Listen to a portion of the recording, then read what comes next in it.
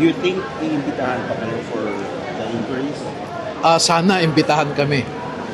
Pagka may pagbabago sa Senado, naghihintay kami at umaasa kami na imbitahan nila kami. And if not,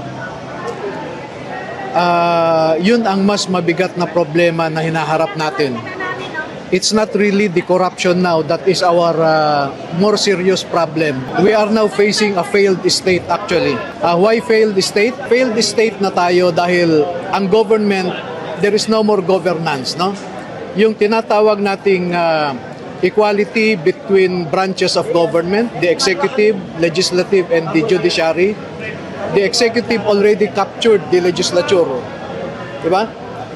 Captured na ang legislature. So wala na yung equality, wala na rin yung checks and balance. Congress can no longer check on the executive. No? Yung gobyerno ngayon is no longer serving and protecting the people. Why? Yung pagnanakaw na ito ay nawalan ng pondo para sa mga ospital, eskwelahan, sa disaster, at makikita ninyo, biktima na ang mga Pilipino.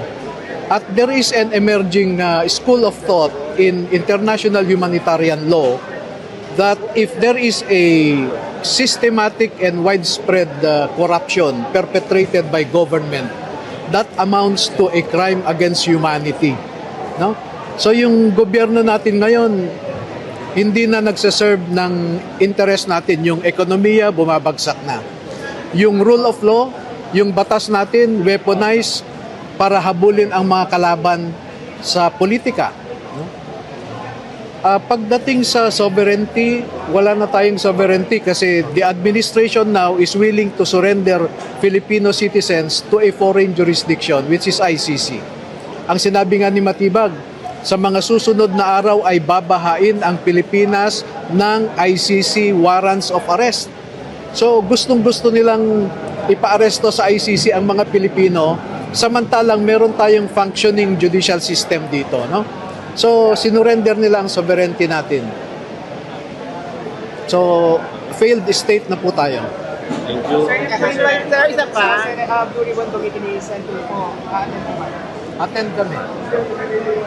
Sir, kamusta na po yung mga malis natin sa kabila ng naibihayag yun na ang mga pangyayari sa flood control? Kamusta na sila sa kabila ng mga maraming banta? Okay lang, sanay naman sila sa mapanganib na sitwasyon dahil mga sundalo naman sila noon, no? So, kaya naming i-handle ang aming security. Sir, Thank you, sir. marami na kayong kaso na natanggap sa buong Pilipinas po ba yun, sir? Luzon, Visayas, Mindanao. Meron na sa Marawi, sa Surigao, sa La Union. Paano nyo nag-gather din, sir, sa iba't ibang, kunwari magkasabay yung mga hearing?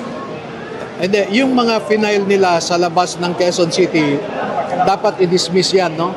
Kaya nga ang advice ko kina Adyong, kay Ortega, kay Barbers, ipa-review nila sa kanilang mga abogado yung Article 316